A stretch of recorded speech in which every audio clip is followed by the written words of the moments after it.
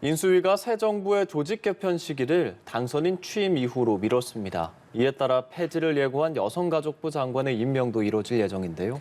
이런 가운데 잠시 후 국민의힘 새로운 원내대표가 선출됩니다. 관련 내용 포함한 정치권 이슈 김유정 전 의원, 김연아 전 의원과 함께 짚어보겠습니다. 어서 오십시오. 어서 오십시오, 두 분. 안녕하세요. 안녕하십니까? 네, 대통령직 인수위가 정부 조직 개편 속도 조절에 나섰습니다. 취임 이후에 조직 개편을 하겠다라면서 폐지를 공약했던 여가부 장관 후보자 발표도 예고를 한 상태입니다. 이렇게 속도 조절에 들어간 배경 뭐라고 분석하십니까? 우선은 지금 국회 상황이 민주당이 다석을 점하고 있기 때문에 아직 여야가 바뀐 것은 아니지만 국회 안에서의 원만한 정부 조직 개편 법안이 통과되기 어려운 상황임을 저는 가장 큰 원인이라고 보여집니다. 예. 그런 상황에서 정부 출범부터 국회와 대립되는 또 갈등의 양상을 보이는 것보다는 저는 일단 출발을 하고 국회하고 소통하고 의논해가는 그런 수기의 절차를 거치는 차원에서 오히려 국민들에게 힘을 얻을 수 있다고 생각이 돼서 저는 뭐 정해진 수순이 아닌가. 그리고 이렇게밖에 할 수 없는 지금의 여러 가지 필연성, 당연성이 있다고 판단이 됩니다. 네, 이렇게 인수위의 조직 개편 속도 조절, 6일 지방선거를 의식한 행보일까요? 네, 일정 부분 그런 것도 있다고 생각을 하고요. 특히 정부 조직 개편 내용 중에서 여가부 폐지 관련한 공약 가지고 죄송합니다. 그 논란이 굉장히 많았었는데 저는 이제 이번에 그 인수위에서 정부 조직 개편을 좀 미루겠다, 속도 조절하겠다라는 얘기를 듣고 반은 맞고 반은 틀리다 이런 생각을 했습니다. 맞는 것은 이제 야당과의 협력이 필요하다. 김 의원님 말씀하신 대로 여소야대 국면에서 필요하다. 그 법을 통과시켜야 되는 부분이니까요. 그런 것도 있고 또 국민적 합의가 필요하고 또 존중해야 된다. 이런 얘기를 하고 있어요. 그리고 민생과 또 외교 안보 이중한 상황이기 때문에 우선 그것에 집중하겠다. 이렇게 얘기를 하고 있는데 굉장히 지당하신 말씀이죠. 그런데 이 속도 조절을 대통령 집무실 이전하는 문제도 이렇게 했어야 맞다라고 생각합니다. 사회적 합의나 야당의 뜻도 존중하고 또 국민의 여론도 보는 것. 그렇게 했으면 더 좋지 않았을까 생각하는데 뭔가 좀 뒤바뀐 느낌이 들고요. 그러나 결론적으로는 속도 조절하는 거는 좀 잘했다고 생각을 합니다. 다만 지방선거의 표를 의식해서 무리수를 두지 않겠다는 것이 주된 이유가 아니길 바라고요. 또 한 가지는 폐지를 공언했었던 여가부 장관까지 다 임명을 하겠다는 거잖아요. 그런데 네. 이제 인수위의 사실은 주된 임무가 새 정부의 어떤 청사진을 마련하고 또 국정과제도 곧 발표를 할 텐데 거기에 맞추어서 정부 조직 개편을 그 계획을 세우는 것이 인수위의 임무거든요, 사실은. 근데 가장 큰 거를 인수위 기간 동안에 안 하고 그것은 미루고 집무실 이전으로 이렇게 갈등을 유발하고 이런 것들은 뭔가 좀 앞뒤가 바뀐 게 아닌가 이런 생각을 합니다만 그래도 그 야당과 국민의 뜻을 존중해서 속도 조절하겠다라고 하는 그 진정성은 있는 것으로 좀 믿어주고 싶습니다. 네. 여성가족부 장관 후보도 일단 인선하겠다 이런 방침이거든요. 네, 어제 안철수 위원장께서 그렇게 발언을 하셨습니다. 예. 조직 개편이 이루어지지 않은 상태에서 여가부 장관을 임명하지 않을 이유는 저는 전혀 없다고 생각이 됩니다. 다만 이제 조직 개편과 또 지금 새 정부 출범이라고 하는 일종의 전환기적인 시기에서 여성가족부 장관의 역할은 저는 크게 두 가지라고 생각이 됩니다. 첫 번째는 그동안은 재하 여성단체와 또 특정 어떤 이슈에 몰입되어 있는 단체 사람들을 여가부에 영입하기 위한 일종의 약간의 여기가 뭐 어떤 새로운 그런 여성 관련 단체들의 새로운 한 직장의 형태로 전락해버리는 측면이 하나 있는데요. 그런 부분들을 좀 정상화해 나가는 과정에서 봤을 때는 그동안 정말 여가부가 챙기지 못했던 인구 문제, 또 가족의 문제, 또 청소년의 문제를 좀 다룰 수 있는 전문가가 들어와서 여성가족부가 지금 발전적 해체를 해야 되는데 그 역할의 경중을 조금 결정해주고 그것을 배분해주는 데에 효율적인 역할을 하는 인사가 저는 임명이 되었으면 되게 바람직하겠다 이런 생각 해봅니다. 네, 여가부 장관이 임명이 되면 짧으면 2개월, 길게는 5개월 정도 일할 것으로 전망이 되고 있는데 이렇게 한시적인 여가부 장관이 있으면 더 혼선이 일어날 가능성도 있지 근데 않겠습니까? 이제 반대로 여가부를 폐지하겠다고 하는 지금 새 정부의 입장이 정해진 상태에서 네. 여가부 장관을 비워놓는다. 그럼 과연 그 조직은 일을 할 것인가? 저는 그렇다고 생각하지 않습니다. 그래서 아까 말씀드린 것처럼 발전적 해체를 로드맵으로 하는, 그리고 또 이런 발전적 해체는 시간을 오래 갖고 하면 안 됩니다. 안에서의 도덕적 해이도 일어날 수 있고 또 어떤 이런 집행의 의지 이런 것들도 희석될 수 있기 때문에 저는 이런 발전적 해체의 수순이야말로 짧은 시기 내에 집중적으로 해야 되는데 과연 누가 하느냐, 또 어떻게 하느냐가 굉장히 중요하다고 생각하고요.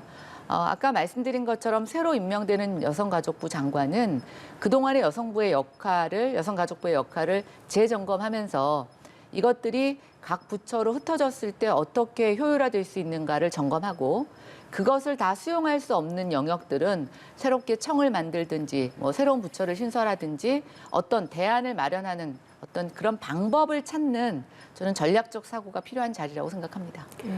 누가 어떻게 할지가 중요하다 이런 말씀을 하셨는데 사실 폐지될 부처의 장관 후보자를 찾는 거거든요. 그렇죠. 역시나 국회 청문회를 통과를 해야 되고요. 이런 후보자를 찾는 게 쉬울까요? 뭐 당선인이 임명하면 사실 청문회 통과 못하더라도 임명은 가능하겠죠. 그런데 그 당사자에게는 상당히 가혹한 일이 될 것 같습니다.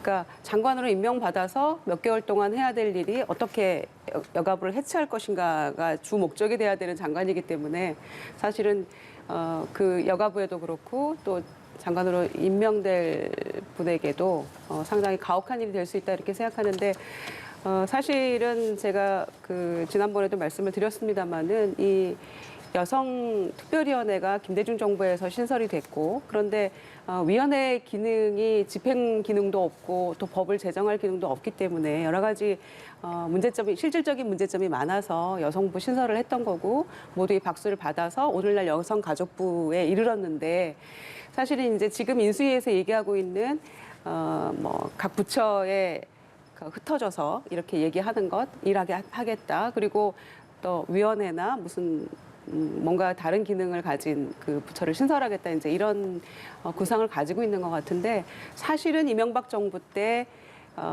가족이든 뭐 고용이든 이런 부분들을 다 부처에 흩어놨어요. 여성부 기능을 그랬는데 제대로 뭔가 안 됐던 거죠. 그러니까 우리 모두의 책임입니다라고 하는 것은 결국 누구도 책임지지 않겠다는 이야기가 되는 거죠. 책임지고 하지 못하는 그 반증이 바로 MB 정부 때 가족은 또 복지부, 고용부에 다 이 기능들을 흩어놨다가 그게 문제가 많았기 때문에 다시 또 여성가족부로 업무들을 가져왔거든요. 그래서 그런 과거의 전례들이 있기 때문에 그런 점들을 감안해서 여성가족부가 어떤 식으로 개편이 될지 또 뭐 확대되면 더욱 좋다고 저는 생각합니다만 해체라는 그 단어에 매몰돼서는 안 된다고 생각하고요. 지금 이 기능을 가지고 뭐 한 5, 6개월 동안 연구해서 개편한다고 하니까 조금 발전적인 방향으로 또 시대에 역행하지 않는 방향으로 개편되는 것이 맞다라고 생각합니다. 네. 조직 개편은 미뤄졌고 초대 내각 인선 이르면 모레 발표될 예정이라고 하죠. 인사수석 경제부총리 이런 경제 라인에 대한 윤곽은 잡혔는데 지금 비서실장 자리가 정확하게 인선이 나오질 않고 있습니다. 뭐 장제원 의원과 권영세 의원 다 고사를 한 상황이고 이번 비서실장 인선 왜 이렇게 좀 어려운 걸까요? 글쎄요. 후보자께서 염두에 두셨던 분들이 다 고사를 해서 인물난을 겪고 있는 건지 아니면 뭔가 비서실장의 새로운 역할을 당선인께서 고민하시는 건지 뭐 저도 내부에 제가 직접 들은 내용은 없기 때문에 여기서 예단하기는 어렵습니다. 그러나 어떻게 생각해 보면 이제 제일 중요한 자리죠. 예.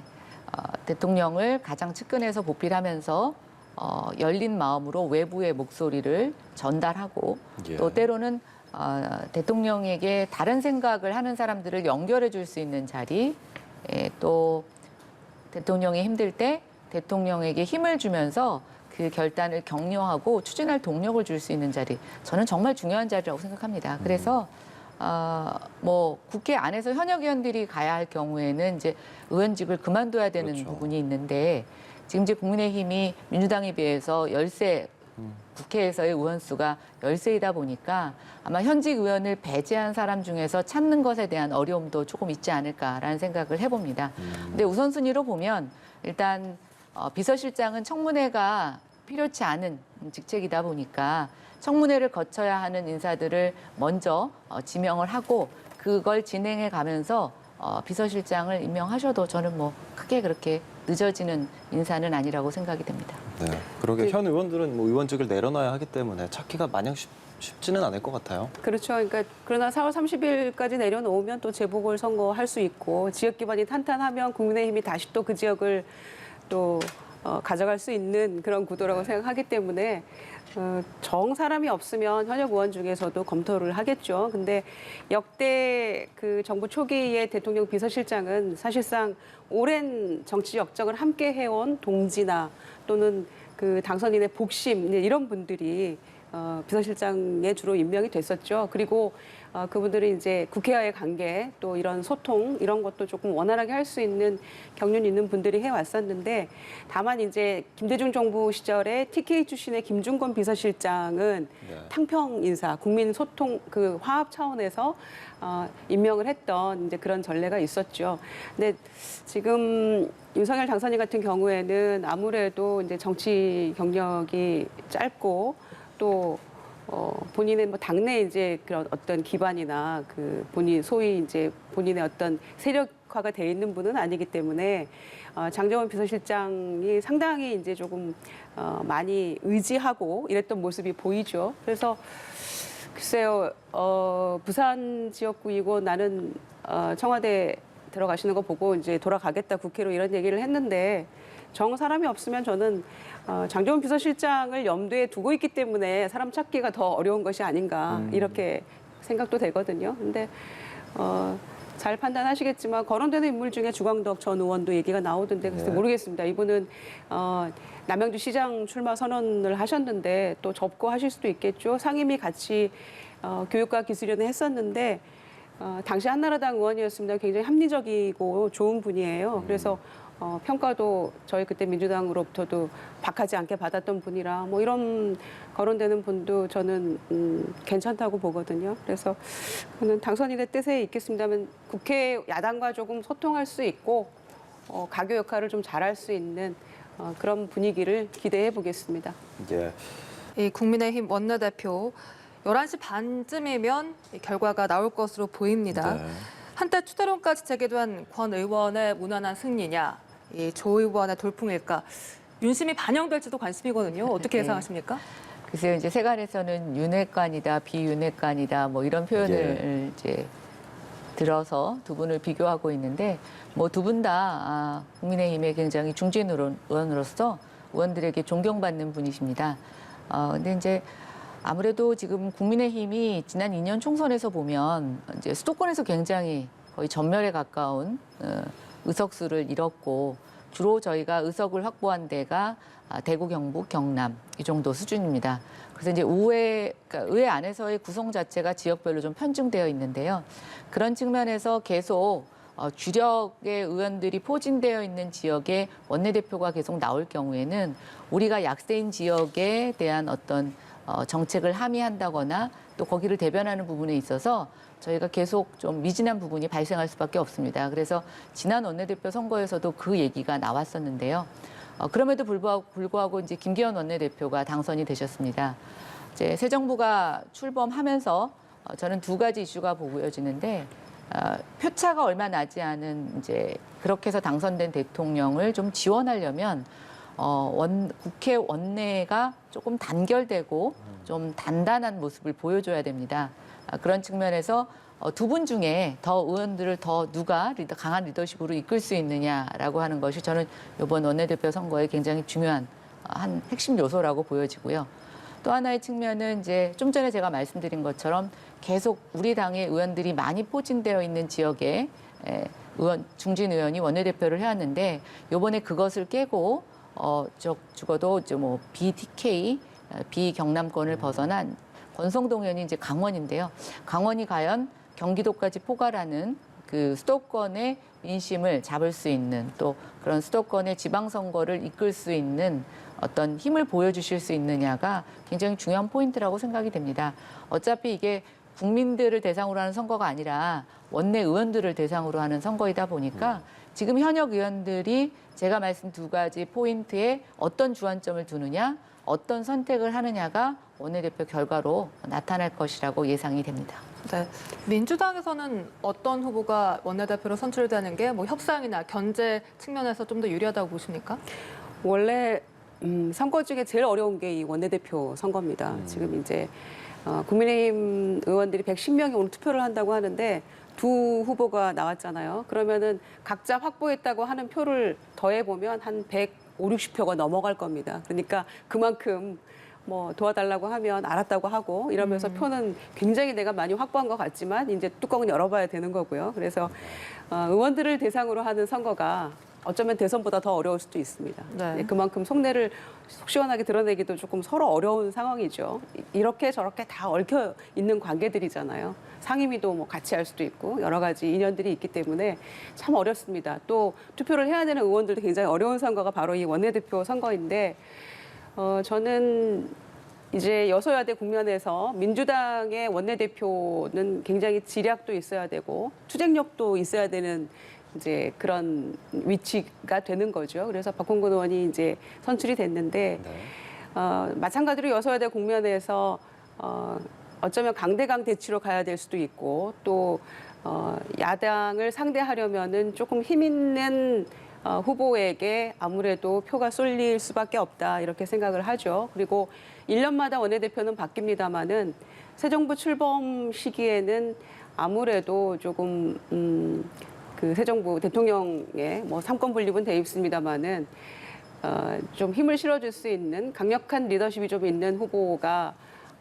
될 수밖에 없는 구조다 이렇게 보여지고요. 그래서 윤핵관 모르겠습니다. 예전에는 측근이라는 표현을 많이 썼는데 이제 이 정부 지난 대선 때부터는 이제 핵관이 새롭게 등장한 용어가 됐는데 네. 네. 윤핵관인 게 자랑스럽다 이렇게 얘기했던 권성동 의원이시기 때문에 제가 보기에는 뭐 권성동 의원이 되지 않을까 싶은데 또 함께 상임위 또 하고 했던 조혜진 의원이 섭섭하실지 모르겠습니다만은 네. 구도는 그렇게 보입니다.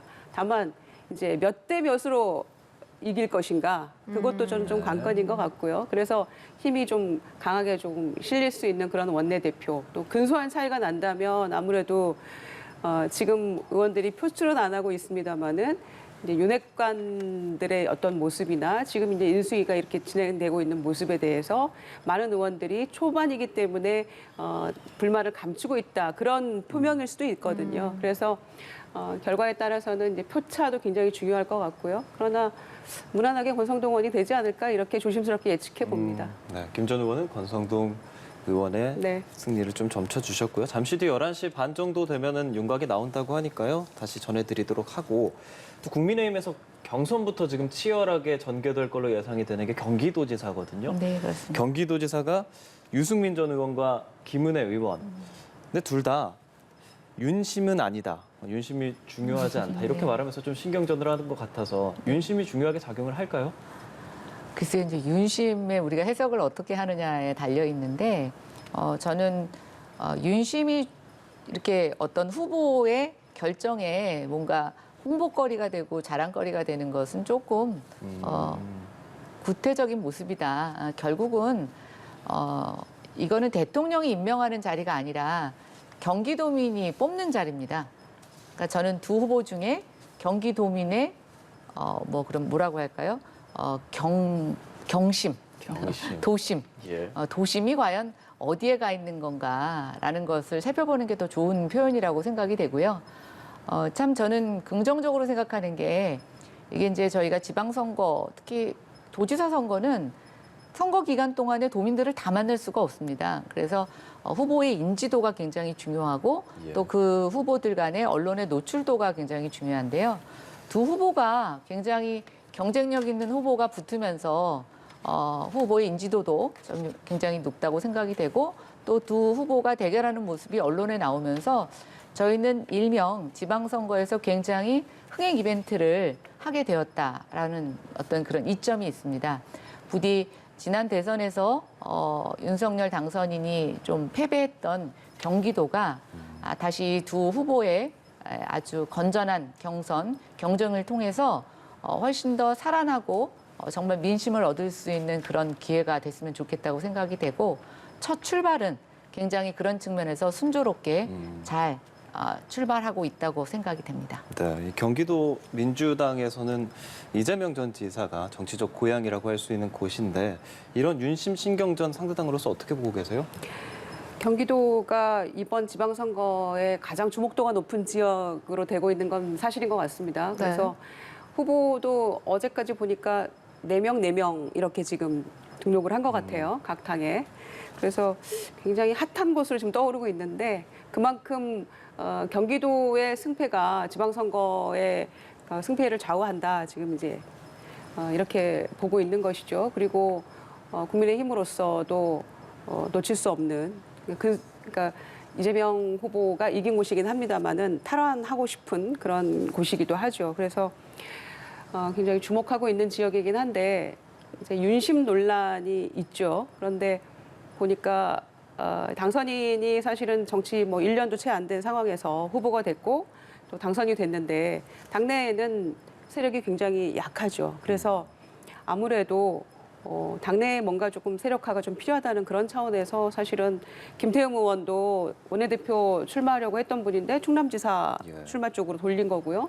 또 권성동 의원도 이제 원내대표 출마를 한 거고 또 김은혜 의원도 뭐 본인은 아니라고 얘기를 하고 있습니다만은 또 출마의 변을 보니까 뭐 당선인과 함께 왔고 또 오세훈 시장과도 또 재보선 때 인연이 있기 때문에 뭐 함께 잘 하겠다 이런 취지로 얘기를 하는 거를 보면 그거는 뭐 정치에 관심 있는 국민이라면 또 그리고 정치인들이라면은 하면 다까지 아는 것이죠. 그래서 그거는 너무나 뭐 윤심이 작동했다는 건 어떤 식으로든 작동했다는 거는 뭐 맞는 얘기인 것 같은데 다만 이제 김은혜 의원 같은 경우에 인지도가 이번 인수위 대변인까지 하면서 굉장히 올라갔고 국민의힘으로서는 이 굉장히 흥행에 굉장한 기여를 할 것 같은 그런 카드가 될 것 같아요. 그래서 아마 좀 흥미롭게 국민들이 볼 수 있는 그런 어떤 계기를 제공했다 이렇게 생각을 하고요. 민주당으로서도 지금 이제 김동연 전 부총리 샘물결과 이제 합당 수순에 있고 어제 선언도 했죠. 그래서 저희도 사실은 쟁쟁한 후보들이죠. 4선, 5선의 중진들이 지금 또 경기도에 그 지역 기반을 둔 분들이기 때문에 저희도 지금은 경선 룰 가지고도 뭐 서로 신경전도 벌이고 있고 또 서로 뭐 비판도 해가면서 하고 있습니다만은 그만큼 경기도가 중요하고 또 뜨거운 어떤 그 지역이기 때문에 이제 가열되고 있다 이렇게 보여지는데 글쎄요 좋은 후보가 국민의힘에서 선출이 되고 또 저희도 공정 경쟁을 통해서 후보가 된다면 아마 그래서 그 두 번째 대선 혹은 대선의 연장전 이런 얘기 나오고 있어서 주목할 만한 그런 지역이라고 생각합니다. 네. 예, 국민의힘 이야기를 좀 더 하자면요. 이 국민의힘 최고위가 경기도지사 출마를 선언하고 복당을 신청한 이 강용석 변호사의 복당을 불허했습니다. 무기명 투표를 했고 수치는 공개를 하지 않았는데 불허한 배경 뭐라 보십니까? 강용석 지금 뭐 가세현 대표, 이분이 전직 국회의원 출신이시죠. 그리고 굉장히 그때 부적절한 발언을 하셨기 때문에 그걸로 인해서 제명을 당하신 의원이십니다. 굉장히 아직도 그 발언에 대한 논란이 있고 또 본인의 충분한 해명이 국민들에게 납득이 되었는지 글쎄요, 그거는 좀 각자의 판단에 달려 있는 것 같습니다.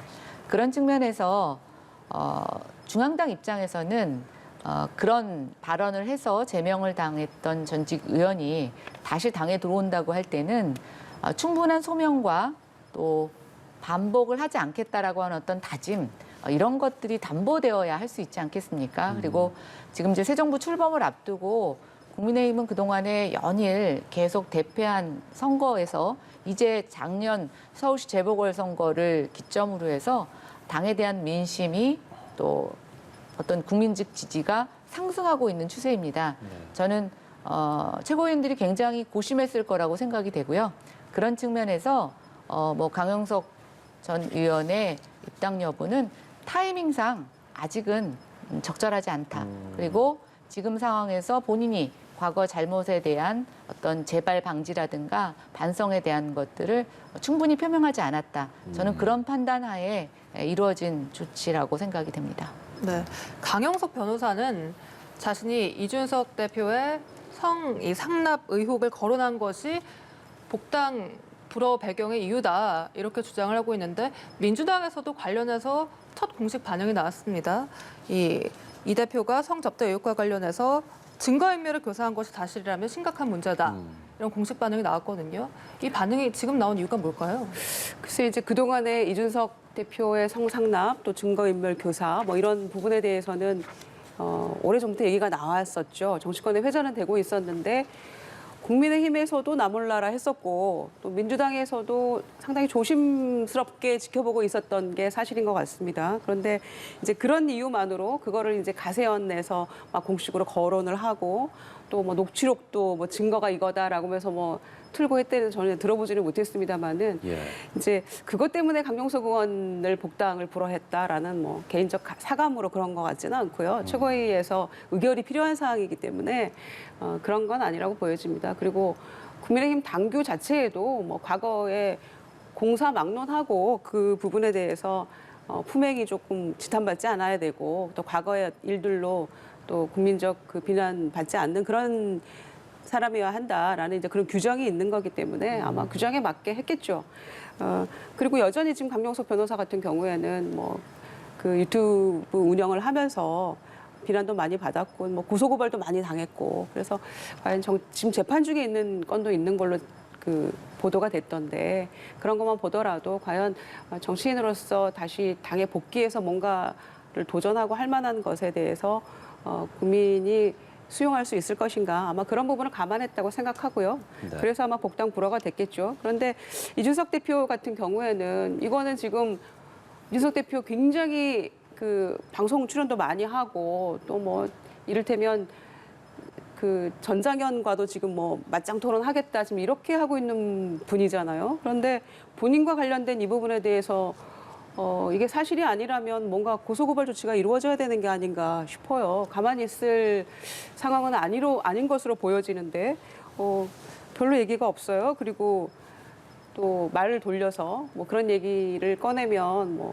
뭐 어떤 방송을 보는지 알겠다, 어떤 유튜브를 보는지 알겠다라면서 이제 가세연을 지칭하는 그러니까 말이 안 된다 이제 이런 취지겠죠.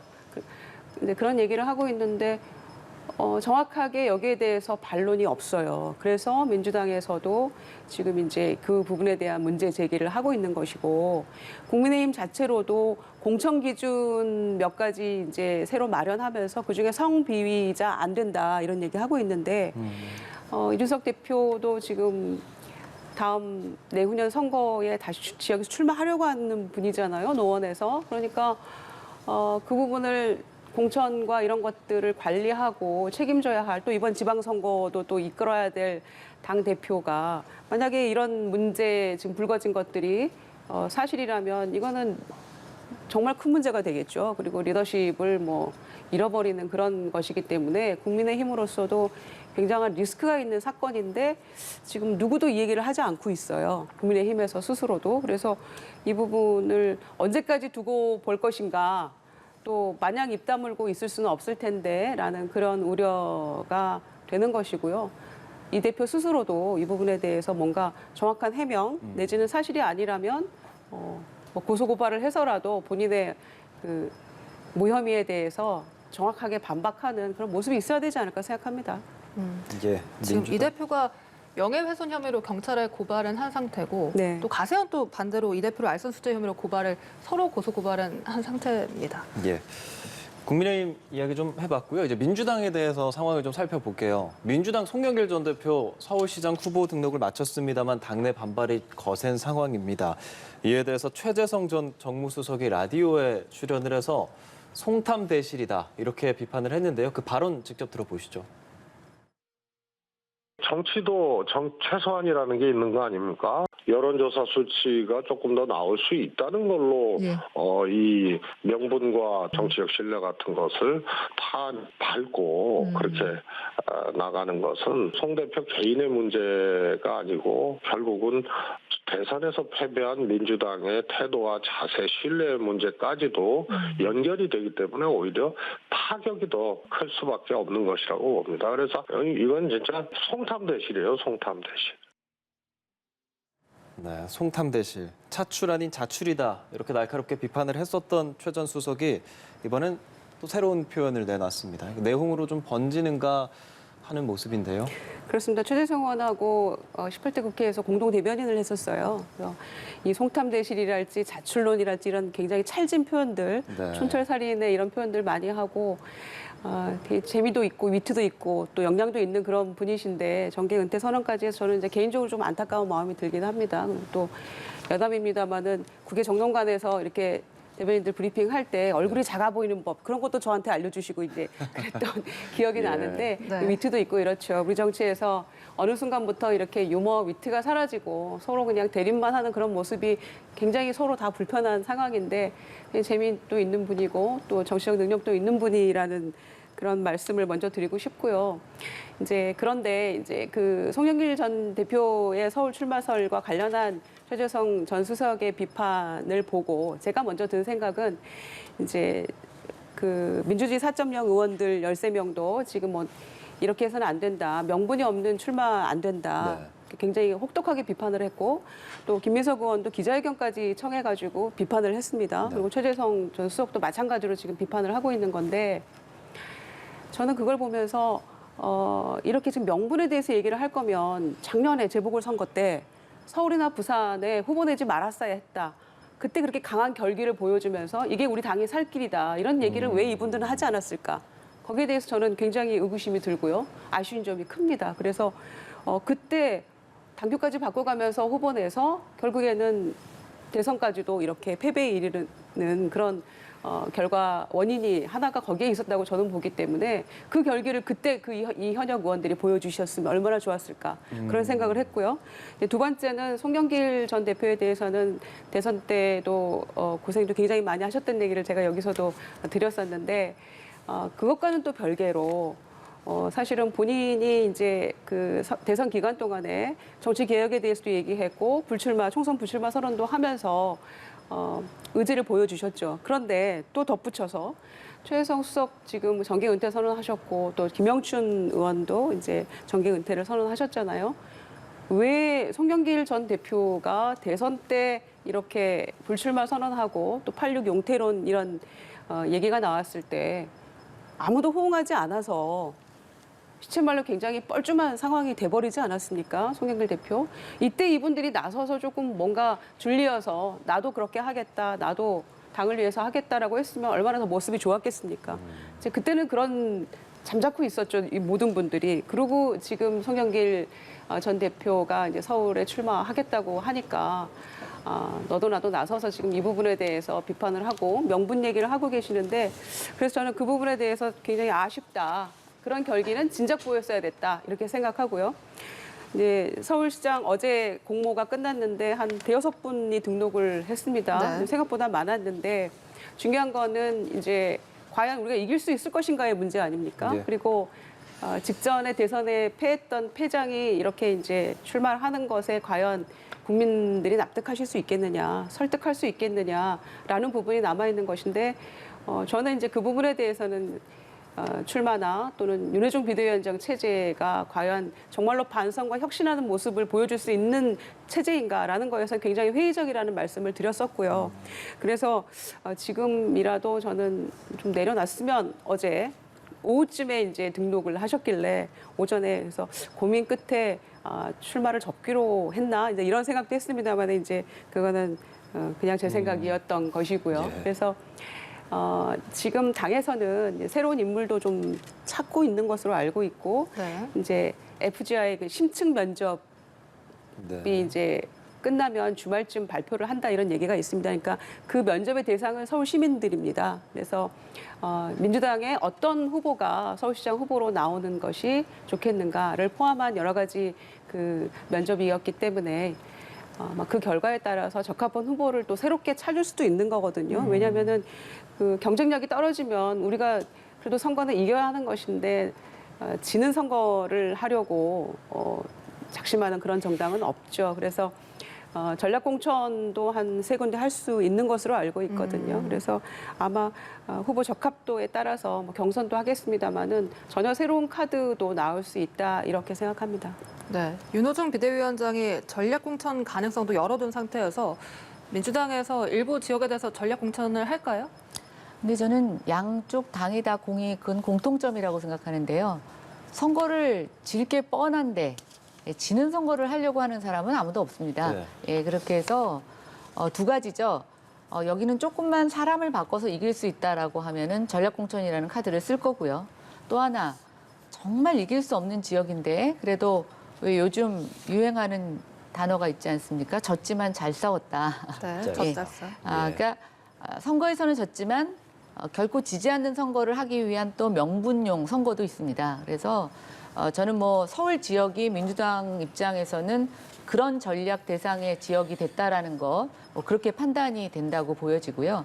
근데 이제 그럼에도 불구하고 보통 이제 이런 지역에 졌지만 잘 싸웠다라고 하는 선수로서 과연 그럼 송영길 전 대표가 적합하냐라는 문제는 좀 다른 문제라고 생각이 됩니다.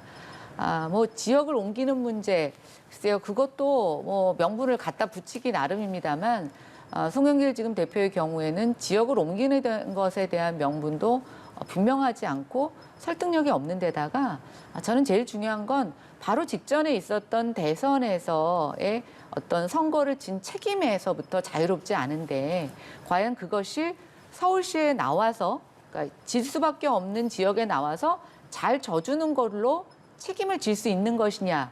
저는 그것도 조금 정확한 명분이 안 된다고 생각이 됩니다.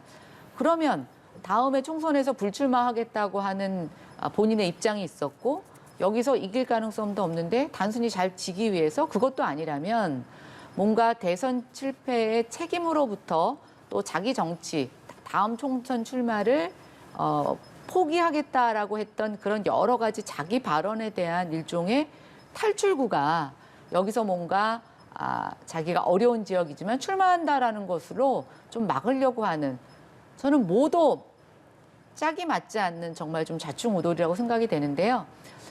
정치인들이 제일 중요할 때 어떤 뭐 일을 벌리는 것보다 저는 마무리가 제일 중요하다고 생각되고 정치인들은 정말 지금은 다 죽어가는 것 같지만 나중에 또 어떠한 형태로도 살아날지 모릅니다. 그러나 시대가 시대인지라 우리가 했던 모든 발언, 행동들이 다 기록으로 남아있고 이제는 국민들이 다 그것을 소환해서 다시 들추어 볼 수 있습니다. 그런 측면에서 송영길 대표가 지금의 어떤 본인이 당면한 문제도 중요하지만 이후에 역사가 송영길 대표를 어떻게 평가할지에 대한 내용들을 조금 더 설득력 있게 국민에게 보여주시고 출마의 어떤 취지에 담아주셔야 좀 국민들은 이해할 수 있지 않을까라는 생각해봅니다. 네, 네. 정치는 늘 명분과 실리 사이에서 이제 고민하기 마련인 것인데 송영길 전 대표에 대한 뭐 비판, 회의적인 시각 이런 거를 다 떠나서 적어도 서울시 공천이나 서울시장 선거에 어찌됐건 불은 붙였다. 그런 점에서 또 기여한 바는 있다고 생각합니다. 네, 알겠습니다. 지금까지 김유정 전 의원, 김현아 전 의원이었습니다. 오늘 말씀 고맙습니다.